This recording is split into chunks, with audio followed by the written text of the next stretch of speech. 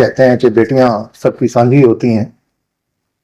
माँ बाप का और परिवार का जो दुख है वो हम सब समझते हैं, और इस दुख की घड़ी में हम उनके साथ खड़े हैं। और परसों रात, जैसा कि आप जानते हैं, वो परिवार की तरफ से एक मांग प्राप्त हुई कि इस केस की इन्वेस्टिगेशन को सीबीआई को दे दिया जाए। तो परसों रात तो ये पहली मर्तबा ये डिमांड आई, जिसको तुरंत सीएम साहब ने उसको माना और ट्वीट भी किया। और कल सुबह फिर एक और डिमांड प्राप्त हुई कि इसका जो एक तीसरा पोस्टमार्टम एम्स से कराया जाए। तो उसमें भी तुरंत हमने कोऑर्डिनेट करके एम्स से कल ही, जैसा कि आप जानते हैं, तीसरा पोस्टमार्टम भी करवाया गया। और इस केस के बारे में आपको पता है कि जो पहला पोस्टमार्टम है वो भिवानी में बोर्ड के माध्यम से करवाया गया था, और उसके बाद एहतियातन एक और पोस्टमार्टम पीजीआई रोहतक, जो हमारा सबसे पुराना सबसे रेप्यूटेड हॉस्पिटल है स्टेट में, तो वहां से सेकंड पोस्टमार्टम कराया गया। डॉक्टर्स ने कुछ सैंपल लिए और वो सैंपल्स से उन्होंने हिदायतें दी कि कुछ टेस्ट करवाए जाएं ताकि वो ओपिनियन अपनी दे सकें। वो सारे टेस्ट हमारी फॉरेंसिक साइंस लैब जो मधुबन में और रोहतक में है, राष्ट्रीय स्तर की लैब्स हैं, तो उनमें वो टेस्ट करवाए गए और सोमवार को कुछ रिपोर्ट्स प्राप्त हुई।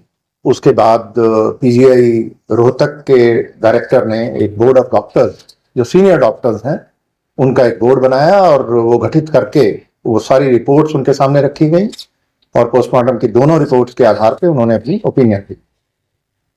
और जैसा मैंने बताया कि हमारे, और हम सब जानते हैं कि पीजीआई रोहतक में हमारा सबसे पुराना सबसे रेप्यूटेड हॉस्पिटल है, बहुत काबिल डॉक्टर हैं, और हमारी जो फॉरेंसिक साइंस लैब्स हैं वो भी राष्ट्रीय स्तर की हैं और अंतर्राष्ट्रीय मानकों के मुताबिक वो अपने सभी टेस्ट करते हैं। तो ये जो निर्णय हुआ सीबीआई को देने का, किसी भी तरीके से कोई उनकी, हमारे जो वैज्ञानिक हैं और जो हमारे डॉक्टर हैं, उनकी निष्ठा और काबिलियत पर कोई प्रश्न चिन्ह नहीं है, बल्कि क्योंकि परिवार की मांग थी और ये ट्रांसपेरेंसी की एक जो कमिटमेंट है सरकार की, उसके तहत कि सब कुछ ट्रांसपेरेंटली किया जाए और जन भावना का ध्यान रखते हुए ये निर्णय लिया गया। और इसमें जैसे ही परसों रात डिमांड आई, उसको तुरंत मान करके इस केस को जल्दी ही ट्रांसफर कर दिया जाएगा। उसकी एक प्रक्रिया है, वो पूरी करके ये सीबीआई को चला जाएगा। और जिन परिस्थितियों में भी ये एक प्रकरण हुआ, ये सारा घटनाक्रम, वो सारी परिस्थितियां भी इसमें निकल करके सीबीआई की जांच में सामने आ जाएंगी।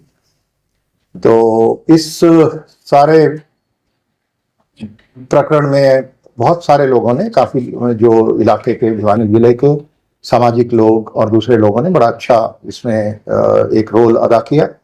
उन्होंने समझदारी से काम लेते हुए, जब एक स्टेज आई जब वो मॉब था जो लीडरलेस हो गया, कोई नेता नहीं था, तो उस वक्त काफी लोगों ने अच्छा एक रोल प्ले किया, तो उन सबका धन्यवाद। लेकिन कुछ ऐसे लोग भी थे जिन्होंने, आपने देखा कि भ्रामक और एक तथ्यात्मक रूप से गलत प्रचार भी करके गैर जिम्मेदाराना एक माहौल बनाने का प्रयास किया, अराजकता का एक माहौल बनाने का प्रयास किया, कुछ सुर्खियां बटोरने के लिए कुछ शरारती तत्व, वो भी ऐसे लोग बीच में, ऐसे जब आंदोलन होते हैं आप जानते हैं कि वो आ जाते हैं, तो ऐसे लोगों के खिलाफ भी कुछ कार्रवाई की गई है।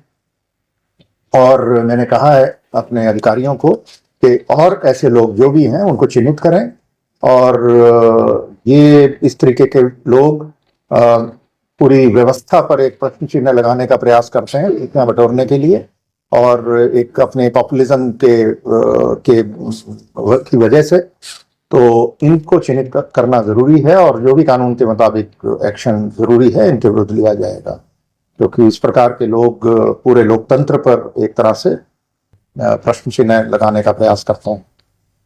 तो ये कुछ चीजें थी। और हम जो, जैसा आपको पता है कि कुछ पुलिसकर्मियों पर भी एक्शन हुआ, वो किसी इन्वेस्टिगेशन की किसी कमी की वजह से नहीं हुआ, वो एक परिवार की शुरू में ये बातें आई कि उनके साथ व्यवहार कुछ ठीक नहीं किया गया, तो उसके चलते विभागीय कार्रवाई जो हुई उसमें जो भी आगे उनको प्रिंसिपल ऑफ नेचुरल जस्टिस के हिसाब से जो हमारी प्रक्रिया है उसके हिसाब से मौका दिया जाएगा अपनी बात रखने का, और जांच आगे बढ़ेगी और जो जांच में दोषी पाया जाएगा उसके विरुद्ध कार्रवाई की। जो इन्वेस्टिगेशन है पूरी की पूरी साइंटिफिक हुई अभी तक। ये सारी जो इन्वेस्टिगेशन की जो फाइंडिंग्स हैं वो दो चीजों पर आधारित हैं, पोस्टमार्टम की रिपोर्ट और फॉरेंसिक साइंस में जो टेस्ट हुए लैब्स में उनकी रिपोर्ट्स। तो जो टेस्ट होते हैं उनका एक प्रोटोकॉल है, उस प्रोटोकॉल में हम कॉम्प्रोमाइज नहीं करते।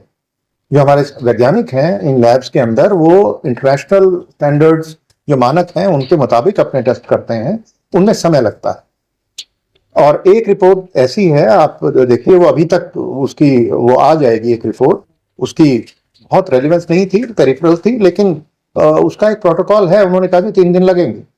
तो जैसा हम बीमार हो जाते हैं, हम लैब में टेस्ट कराते हैं तो कई बार ब्लड कल्चर और दूसरे टेस्ट होते हैं, आपको पता है उनमें 36 घंटे 48 घंटे का समय वो बताते हैं आपको, इतना समय लगता है। तो जो फॉरेंसिक साइंस के टेस्ट हैं उसमें लैब्स के अंदर उनमें जो समय लगा, और जब जैसे ही ये हमारी विसरा की रिपोर्ट मंडे को मिली, सोमवार जो गया उसको मिली, मंडे को ही हमने प्रयास किया कि इनको, वो उसी दिन बोर्ड बन गया और बोर्ड बनकर उन्होंने ओपिनियन दे दी, जिसके बारे में आपको अवगत भी कराया गया।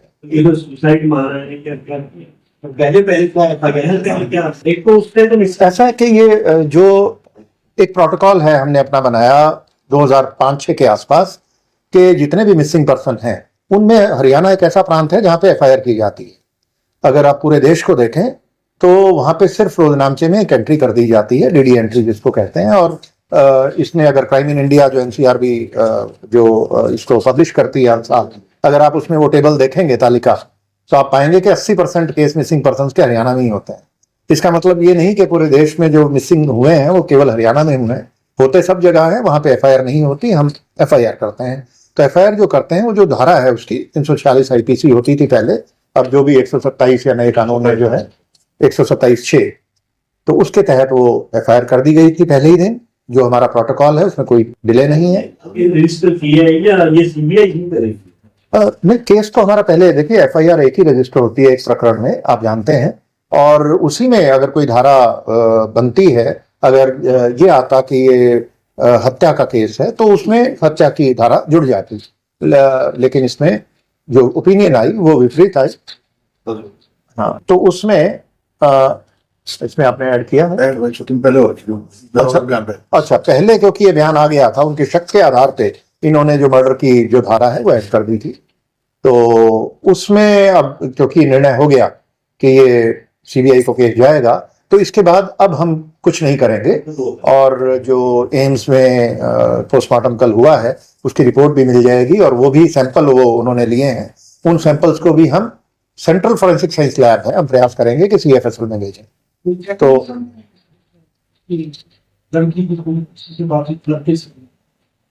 ऐसा कि वो उन डिटेल्स में अभी जाने का कोई बहुत अभी औचित्य नहीं है कि, लेकिन हाँ वहां पे ये जरूर है कि जैसा कि आप जानते हैं, बात पहले भी आ चुकी कि सुसाइड नोट वहीं पे मिला, और जो इंसेक्टिसाइड खरीदने की बात है इसकी वो भी इसमें आ चुकी है, और जो जिस दुकान से ये खरीदा गया उनके बयान भी आ चुके हैं।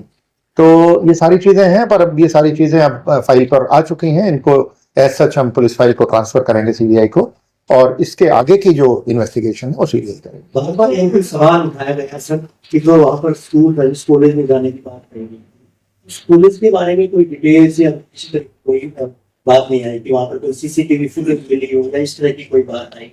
क्या वास्तव में लड़की कॉलेज में गई थी? कोई इस तरह की पूछताछ में कोई बात सामने? सारा इंसिडेंट सर कैसे वक्त की मायने में क्या है, तो थोड़ा भ्रम दूर हो जाएगा, बता दीजिए ऐसे गई थी ये हुआ, थोड़ा सा भ्रम दूर हो जाएगा। वो डिटेल्स फिर जो इन्वेस्टिगेटिंग टीम है वो बेहतर बता पाएगी, लेकिन हाँ इसमें जो ये बात आई थी कि जो पहले दिन जब वो 11 तारीख का इंसिडेंट है, और 11 तारीख को करीब 1:30 बजे के करीब जिस बस में बिटिया ये आती थी घर से रोज, तो वो ड्राइवर को फोन करके उसने बताया कि आज मैं इस बस में नहीं जाऊंगी, और उसके बाद करीब आधे घंटे के बाद वो एक वीडियो फुटेज है जिसमें वो इंसेक्टिसाइड की दुकान पर उसकी प्रेजेंस बहुत दूर से है लेकिन वो दिखाई दे रही है, और जो इंसेक्टिसाइड खरीदने का एक रजिस्टर मेंटेन किया जाता है दुकान में, वहां भी एंट्री की हुई है दुकानदार ने।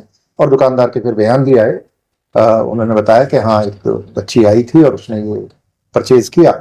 और उसके बाद की कोई उस एरिया में कोई सीसीटीवी कैमरे नहीं है, तो उसके बाद की कोई आई विटनेस अकाउंट हमारे पास नहीं है। पर उसके बाद फिर जो 13 तारीख को जब बॉडी मिली और वहां पे जो सबसे पहले देखा उस केस के एक मालिक हैं, उन्होंने एक लड़का रखा हुआ है अपने, उसने सबसे पहले देखा। और उसने देखा कुछ एक जैसा बताया गया मुझे कि कुत्तों का एक झुंड था जो कहीं इकट्ठे वो जैसे किसी जानवर को खाते हैं, तो उसको शक हुआ ये उनको दौड़ाने गया। तो वो उसके बाद फिर इसने किसी को बुलाया, कुत्ते एग्रेसिव थे, तो इन दो लोगों ने मिलकर उसको उठाया तो डेड बॉडी को इन्होंने देखा। तो सबसे पहले देखने वाले ये लोग थे, उनके भी बयान हैं। और उसके बाद से बॉडी को शिफ्ट किया गया, सीन ऑफ क्राइम की एग्जामिनेशन करा के और शिफ्ट करके जो पहला पोस्टमार्टम हुआ 13 को ही, उसकी जैसी ही रिपोर्ट आई उसके बाद परिवार संतुष्ट नहीं था, तो इसको रोहतक, पीजीआई रोहतक के अंदर सेकंड पोस्टमार्टम का निर्णय तभी लिया गया और वहां पे भेज करके उस पोस्टमार्टम की पूरी वीडियोग्राफी भी करवाई गई। और उसके बाद की घटनाक्रम आप सभी जानते ही हैं, तो जो मैं बता चुका हूं। और अब क्योंकि ये मांग भी थी परिवार की और सबसे ज्यादा महत्वपूर्ण हमारे लिए परिवार ही है और एक जन भावना भी थी, तो उसका ध्यान रखते हुए सरकार ने जो निर्णय लिया सीबीआई को कि इसकी इन्वेस्टिगेशन ट्रांसफर करने का, इसके मुताबिक आगे इन्वेस्टिगेशन बढ़ेगी और उसमें जो भी सहयोग हमारी तरफ से होगा वो हम सीबीआई को देंगे। उसके पास में जो मिला था लेटर था, जो सुसाइड नोट्स लिखा था, जो मिला था वो पहले शो लेते इसकी बात जो देखिए कि ये तो जैसा कि मैंने बताया कि 2 पोस्टमार्टम हुए, उनमें उन्होंने कुछ टेस्ट बताए और शुरू में जिस तरीके से वो उसको खाया हुआ था नेक को, तो वो हमें भी ये लगता था कि ये मर्डर हो सकता है। और उनके स्टेटमेंट पे जैसा बताया एसपी साहब ने कि उसको मर्डर की धाराएं भी हमने ऐड कर दी तुरंत पहले दिन के बाद ही, जैसे ये डेड बॉडी मिली। तो जो सुसाइड नोट की बात है ये भी मिल गया, लेकिन उसकी जो ऑथेंटिसिटी है वो एस्टेब्लिश करने में समय लगता है। तो ये चीजें इन्वेस्टिगेशन में जब मिलती हैं उनको डॉक्यूमेंट कर लेते हैं, सीन ऑफ क्राइम टीम जाती है, उसमें भी साइंटिस्ट होते हैं, आप जानते हैं जैसे हमारी हर जिले में एक सीन ऑफ क्राइम टीम है जिसको एक SSO senior scientific officer head करते हैं और उन्होंने वो सारा वीडियोग्राफी भी करते हैं सारे सीन की। तो केवल एक नोट नहीं था, एक पॉलीथीन में उसमें कई और पर्सनल चीजें, बैग वगैरह भी था, तो वो सारी चीजें मिली थी डे 1 पे उनको। जो आप कह रहे हैं पब्लिक करने की बात, तो वो चीजें सारी इन्वेस्टिगेशन को डे 1 से हम पब्लिक नहीं करते हैं। उसका कोई ऐसा वो तभी है जब उसकी हमें ऑथेंटिसिटी भी चेक करनी होती है। तो पब्लिक नहीं किया सर, वो मीडिया के थ्रू पब्लिक हुआ, ऐसा नहीं किया। तो व्यक्तिगत चिट्ठियां बच्चों की हम पब्लिश करें वो ठीक नहीं होता। जो भी इन्वेस्टिगेटिंग एजेंसी अपनी स्टेटमेंट देगी वो एक नपी तुली स्टेटमेंट होनी चाहिए और उसी हिसाब से दी जाती है। शांतिपूर्ण तरीके से अब ये तमाम माहौल जो है शांत पूरी तरह से हाँ, इस वक्त बिल्कुल शांत है। और जैसा मैंने बताया कि ये जो इस तरीके के एलिमेंट्स हैं जिन्होंने इसमें एक गलत किस्म का रोल प्ले किया, जिन्होंने अच्छा रोल प्ले किया उनका धन्यवाद, और जिन्होंने अराजकता फैलाने का प्रयास किया इनको हम जरूर चिन्हित करेंगे और ये अपनी गतिविधियों में भविष्य में कभी कामयाब ना हो पाए इसका इंतजाम करें। इंटरनेट को सस्पेंड किया गया 24 घंटे के लिए जी, वो क्योंकि बेहद परेशानियां हो रही।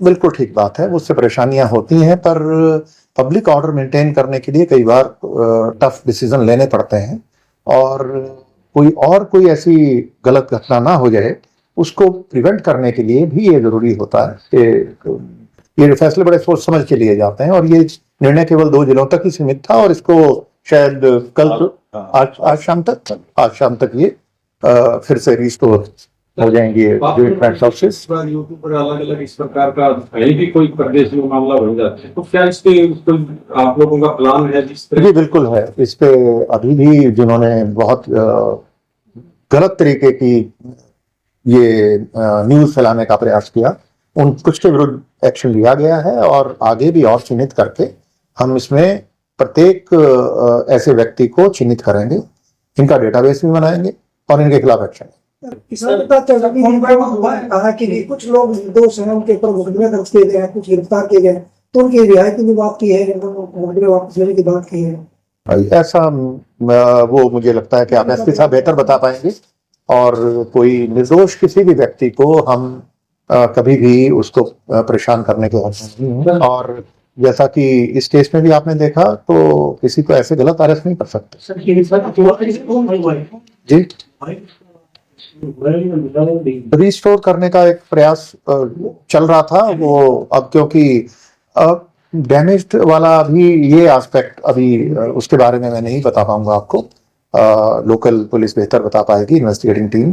पर हाँ, वो उसके कुछ अंश मिले हैं और उसका फिर वो नहर बिल्कुल नजदीक है, तो वो देखने वाली बात है कि वो नहर का पानी भी रोका गया था, उसकी सर्च का भी एक प्रयास किया गया है।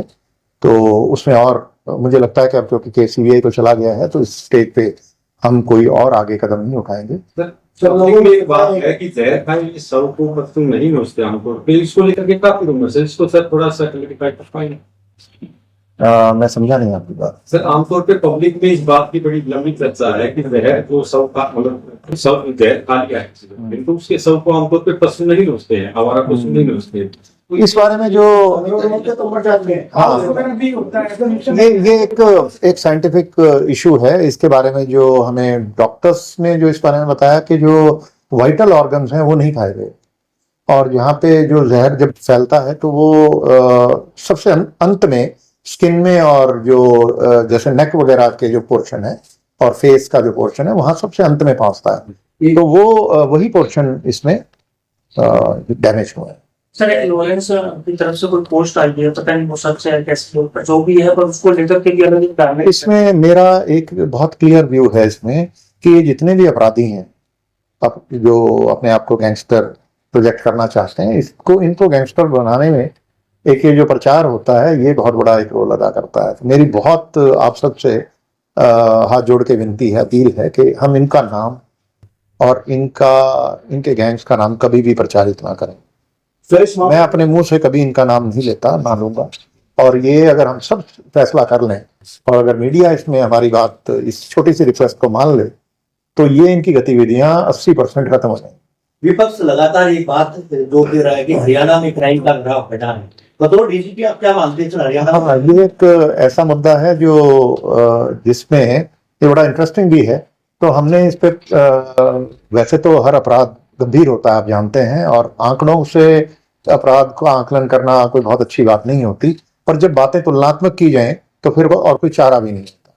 तो अगर तुलना करते हैं हम, तो वो पिछले 2 साल से तो मैं ही देख रहा हूं, तो मैंने देखा कि हर साल हमारा 20-30% ऐसे हेड्स हैं जहां पे जो क्राइम अगेंस्ट विमेन के, जैसे रेप का एक हेड है और मोलेस्टेशन है, किडनैपिंग और अबडक्शन का एक हेड होता है, डाउरी डेथ है, तो ये 3-4 हेड होते हैं क्राइम अगेंस्ट विमेन के। एक वो जो डाउरी से रिलेटेड जो धाराएं हैं, जो हस्बैंड वाइफ वाली, वो उसको हम क्राइम अगेंस्ट घरेलू हिंसा, वो एक अलग चीज है, वो पारिवारिक मामले होते हैं। बाकी जितने हेड हैं उनमें पिछले साल, उससे पिछले साल की जो कंपैरिजन में 20-30% की कमी है, और इस साल फिर हम 25% और नीचे हैं। तो और ये ऐसे अपराध हैं जो आप जानते हैं कि जहां पे रजिस्ट्रेशन मैंडेटरी हो। आज की तारीख में ये आपको भी पता है कि रेप का कोई भी एलिगेशन आएगा तो तुरंत एफआईआर सब जगह दर्ज की जाती है, क्योंकि एफआईआर ना करना अपने आप में एक अपराध है।